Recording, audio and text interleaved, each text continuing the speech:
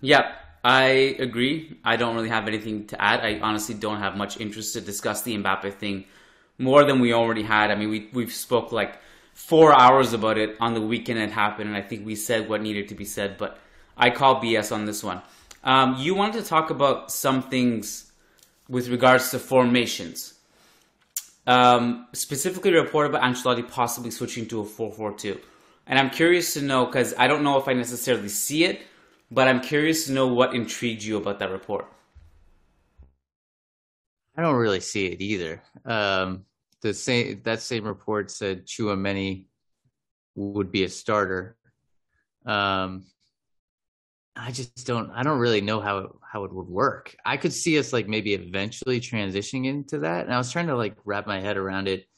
An idea I was thinking about is like, let's say you eventually move on from Cruz, Casemiro, Modric. And I'm not saying this is anything that's going to happen this season or um, that this is like a lineup we'll use even ever. But one thing I was thinking about is it's almost a way to fit kind of how we were trying to think about how we would fit Vinicius and Kylian Mbappe on the left together. It's a way to fit Vinicius and Rodrigo on the left together is 4-4-2, Vinicius and Benzema up top, obviously Vinny hedging towards the left.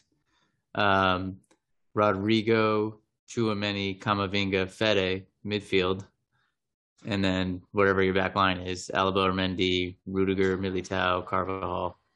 Um, and I don't know. I kind of like that.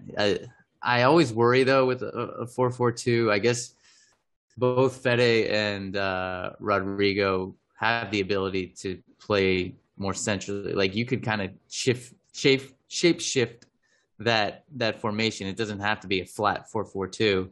And I think it probably would have to shape shift pretty often, just because I think it's too easy. With a flat 4-4-2. I like it defensively, but in terms of um, just offensive production and build up, I think it's too stale, and you oftentimes get outnumbered pretty easily in the middle. And so that's where I think there would have to be some tactical wrinkles involved in there. But just to get all that personnel on the pitch together, and you even have Rodrigo and Vinny on the left, and they could even easily interchange. I think that would actually be kind of interesting. But I don't know, like if it's a 4-4-2 this year with trying to involve Cruz, Casemiro, Modric, I just don't know how that works. I actually like it too. I think it gives you solid defensive structure. It gives you two really hard-working two-way players on the wings. Fede and Rodrigo are both really good defensively. You can squeeze in three midfielders, the three central midfielders you want on the pitch.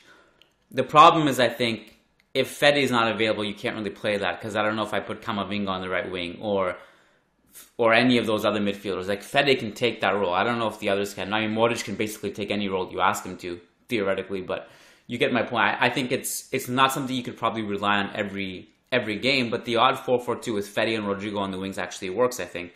And I will say this because you mentioned about maybe the offense would be a little bit stale with a flat 4-4-2. I think that's been true all season though in some sense, and we've basically been able to generate one or two really great chances and score from them in key moments all season. And I think with a midfield of Camavinga, Chouameni, you know, and it may not be that every game because we still have Cruz and Modric. You can dare to control the game higher up the pitch and press more and generate more opportunities that way as well. I think it could work. I just don't see it as something that Ancelotti would roll with almost every game. You know, um, Vinicius quotes.